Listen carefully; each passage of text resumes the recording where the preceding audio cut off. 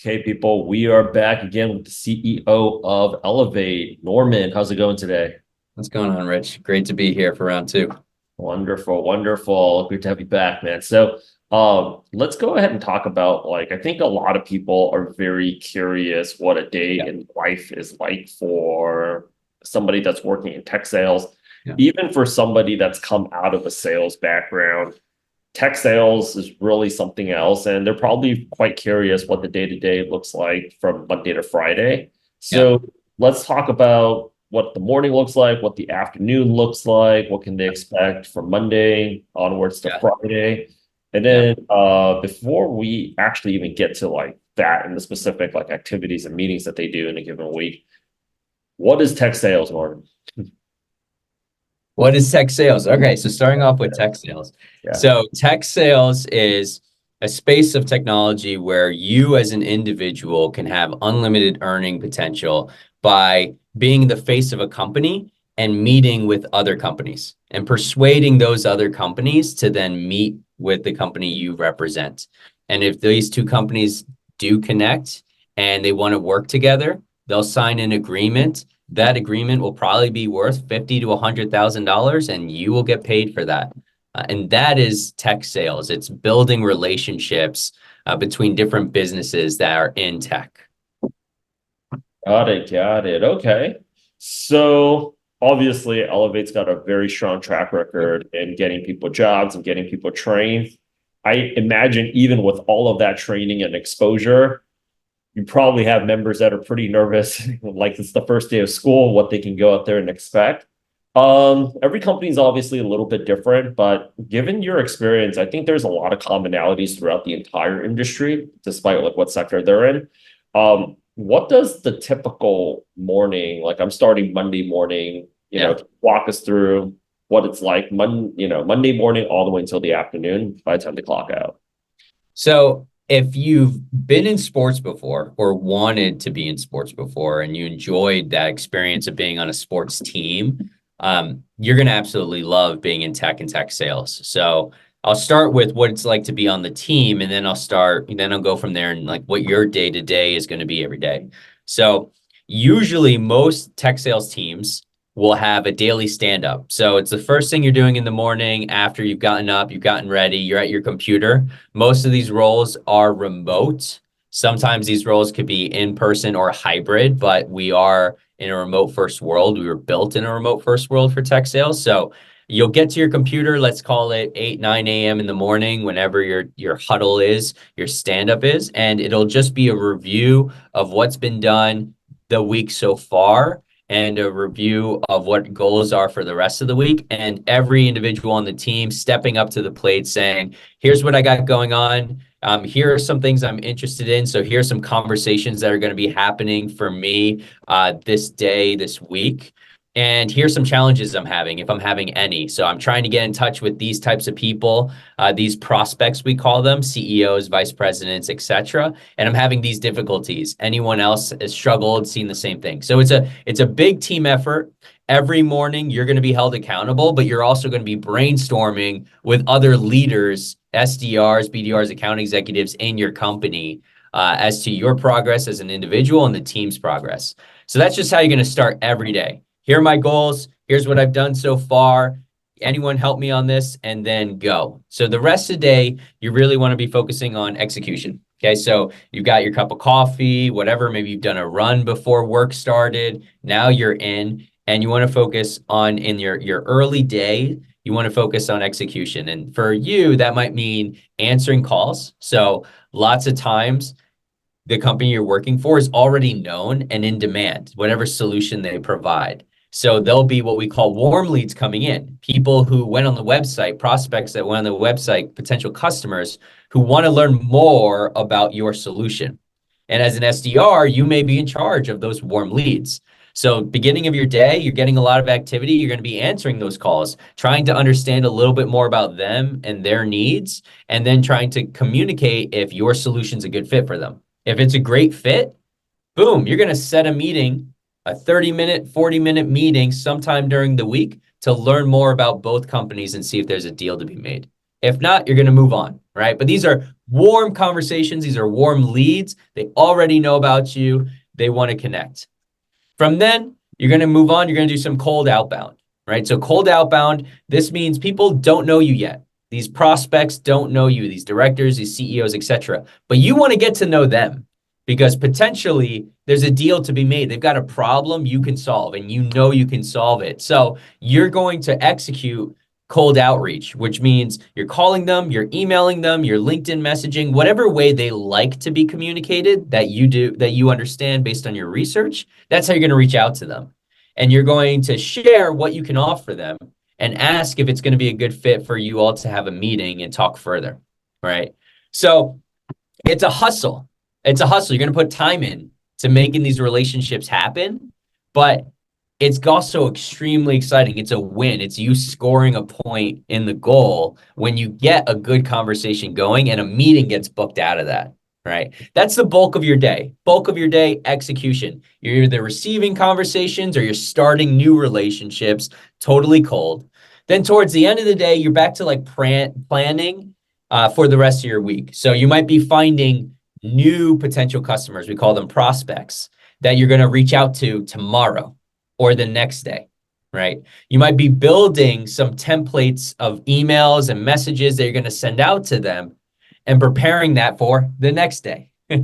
You might have had great conversations and you want to just, you didn't keep all your notes down. You didn't write them down yet. You put them down on the side notes. So you're just going to write down all your notes. You've got a meeting coming up. You want to make sure everyone on the meeting knows exactly what they're getting into. So this is all the planning work you do at the end of the day, right?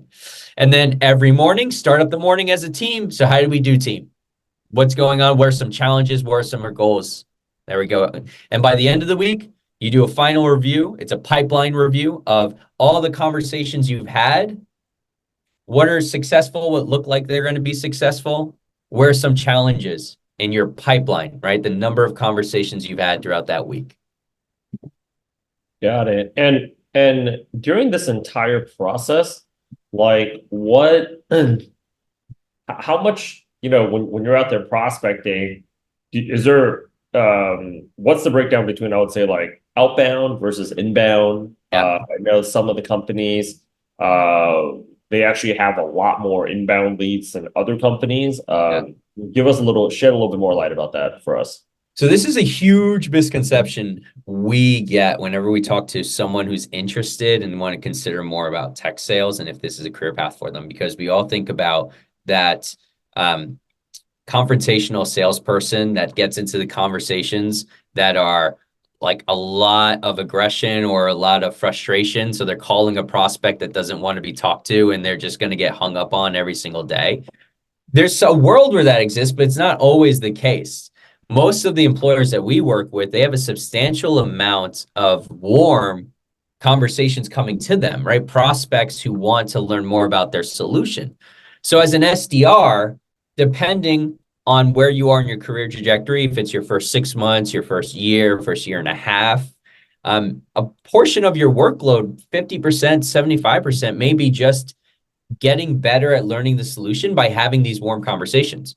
People coming, they already know what they want. They just want to understand a little bit more detail and see if you're the right solution. So you're going to answer that phone, you're going to answer questions, and you're going to try to route them if it's the best possible fit to meet with your team, right? The going cold, that's still fun too. So that's not really the, oh, I hate you. I'm so upset I got this conversation. You're wasting my time. I'm going to hang up on you now. As it is, okay, you caught me out of the blue. I'm going to give you a little bit of time, a minute, 2 minutes. Tell me what you do, why I should be interested, right? It's scary in its own right, but once you get used to it, it's really, really fun because this isn't the same cold call like a telemarketer calling you out of nowhere and you're like, oh my God, or someone calling you because you need to vote today. And you're like, I just going to shut my phone off. These are not these types of conversations. These are leaders in technology who know they need solutions. So when the right solution calls them, they'll listen. Yeah, I think one of the biggest misconceptions is that people think about like, tech sales is like aggressive cold calling. Like this is Del Monte's roofing. We're like serving the neighborhood. Yep. I think one of the coolest things is because we also look for a lot of vendors on ourselves and trying to get a competitive edge. Tech companies, when they're always looking for products to go out there and get a competitive edge. So I know even when I'm scrolling on my Instagram, I'm getting pinged a lot of the time for a lot of the services. I don't know, like if I'm looking for like CRM, it was funny when I was researching CRM at one point for a project, I had every CRM that you can imagine show up on my own personal Instagram feed, and it'll actually generate a lot of interest. And because you're solving a problem for them, it's actually a way easier conversation. I say B2B versus B2C because they look at it as an investment, uh, Right. and they're spending the company's money versus when you're talking about selling something directly to the consumer, it's like it's very personal because they're spending their own money that they worked really hard to go out there and acquire, right? And I think something that a lot of companies are implementing more is also creating a matrix with AI in terms of qualified leads that are most likely expecting you guys to go out there and contact them. Mm. So, and I think another big misconception that people have is like, you know, again, they go through, I think a lot of times people equate tech sales with just sales. It's like, here's like the yellow pages. Now go ahead Yeah. and build a business. Yeah. Exactly. It's not like that, right? Like Yeah. you're actually given like a targeted criteria to go after. Right. There. Right. To your point, most of the buyers out here that you'll be reaching out to and trying to build relationships are already what we call problem aware. Like Rich was saying, they know they need a competitive edge in some aspect. They know that there is some challenge, they need a new CRM. So you have to go into these conversations, if they're cold, as a welcomed conversation. You're the one delivering the solution they've already been interested in. And most companies will set you up for success. They've already invested enough in different solutions that when they give you a list of potential customers to reach out to, prospects, they've already done enough research on those prospects to know that those prospects are in the market looking for a solution like the ones that you offer, right? So you have to get yourself right out of the mindset that you're talking to people who don't want what you're offering because that's entirely incorrect. That's not the world of business to business technology sales. In consumer world, B2C, that sometimes happens, right? They don't know you at all, but they're going to call you and say, you need to do X, Y, Z. You need to join. Have you looked at your roof? Have you looked at solar? And maybe there's nothing that you're interested in. Tech sales is completely different. You're either going to get warm leads who are actively going to be reaching out to you and your company to find out more, or your company's going to have done enough of an investment to understand that it's worth your time to reach out to these potential customers because they actually need the solution you represent. Yeah, how much right? I mean, a lot of as you said, there's a lot of relationship nurturing. Yep. So I imagine a good part of your day is also crafting emails, going back and forth, since people are busy. Like, Right. how strong does my writing background have to be, especially for a lot of people that are considering going tech sales for the first time, or Yep. people that might be transitioning laterally from like another sales background where they don't have as good as a sales as a writing background. Like, do I need to be like a world class like writer to be able to go, or are there usually like templates or like training Yeah. that people provide to walk us through Yeah. that? So you're going to get a lot of support. And I think before I answer this question directly, I should address that what matters most is that you meet your buyer wherever they are. So many times, if your buyer, for example, is in sales already, they're going to prefer calls versus reading a bunch of emails. And so the best way to connect with buyers that are in sales is through calling them and having that relationship over the phone, and then maybe an email just to reference what you shared, right? But generally, you're at this point where we're at right now, you definitely do not need to have any extensive writing background. You certainly don't need to have been the best essay writer in college or high school at all. And there's two reasons for this. The first is that many of the companies that you work with are already going to have what they consider a playbook. So there are written emails, written communication that already works, that is set up as a template that you can read and learn from, understand the style of writing that has already been successful, copy paste, right? Make some edits, right? Add to it, add your own flavor to it. But you don't have to start from scratch. It's already built out. There's a playbook that your company has that you pull from, and then you just add more potential buyers and more conversations into. So that's number one. Number two, you are going to be in times where you'll want to reach out to someone. Maybe you had a great phone conversation and you want to keep the momentum up. So you're going to send them an email or a message, a DM, and you want to just keep the momentum going. Let them know that they already agreed to meet and here's what you're going to be talking about. Set up an agenda, right? Great example. And maybe the template you have doesn't really fit that. So you're going to want to write something new. If you're not super confident in your writing, that's totally fine. There are both free and paid tools that your company already pays for that will help adjust your writing so that it's at the exact level that your buyer would want to see or expect to see it at. Right. So you'll write whatever you write, and then these AI tools, and some are not AI, but these tools that are already invested in either through free or paid programs by your company will support you in your writing. So if you have any issue and confidence in writing, don't worry about it. It's going to be handled for you. That's really crazy because even right now, like when you're I see when people are drafting up like a LinkedIn post, it actually has a toggle says like, do you want AI to make this post look better? Right. So I imagine there's going to be more training, more support, but that's something that's been implemented, I think, in the past year and a half, pretty heavily. Other than that, I mean, I would say the last thing is when people hear sales, it doesn't exactly get like the best reputation. Yeah.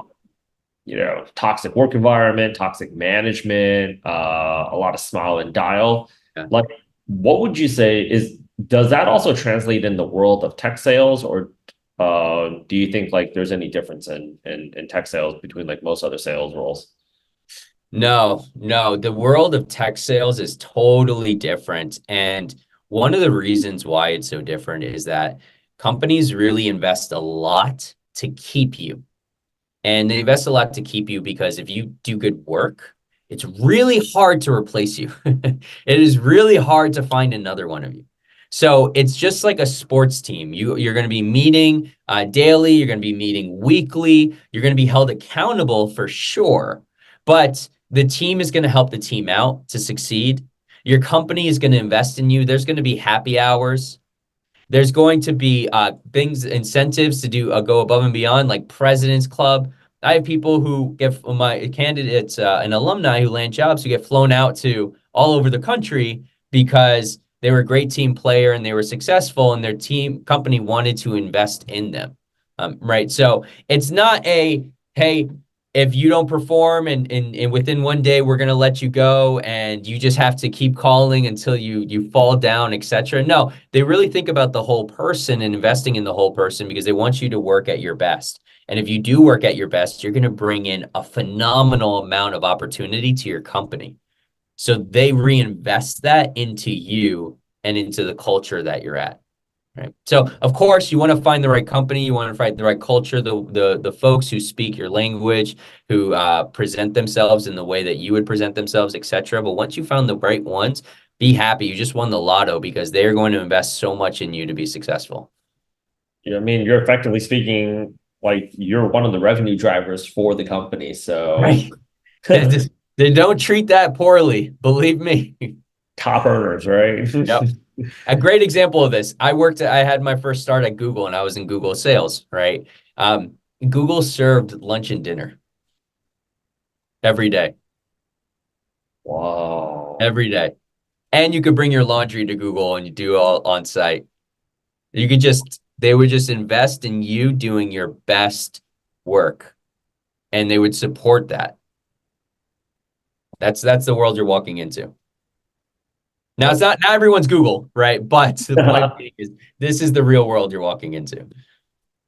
Wow. That sounds awesome, man. Well, I mean, thank you so much for taking time out of your day to go and actually walk us through this. For those of you guys didn't get a chance to check out our last video, which was how to land your first six-figure tech sales job with no experience, recommend that you check that out. If you want to learn more about how you can go and make your transition into tech sales for the very first time, please contact us. The link is in the description as well as comments. We look forward to speaking with you very, very soon. Thanks, Norman. See you, team.